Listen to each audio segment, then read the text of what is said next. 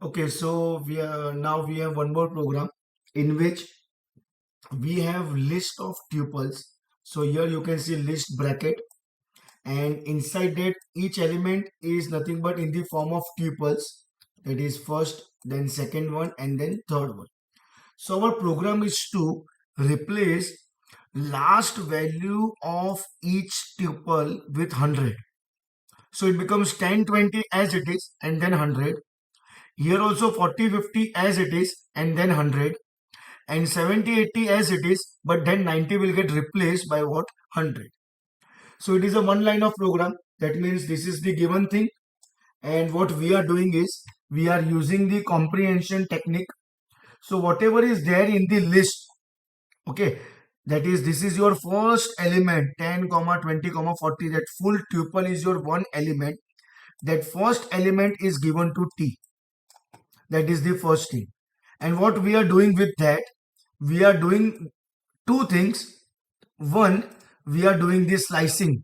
So we want only 0 and 1 element, that means 10 and 20. That is one thing.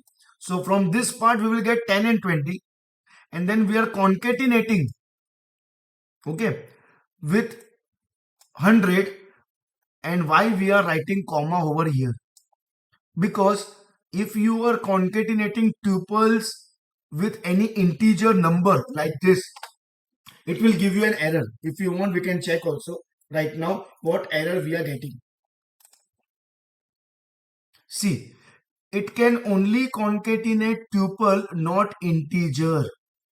So obviously, if you know tuples and if it is one element, and if you want to store this one element as a tuple form, you have to use comma.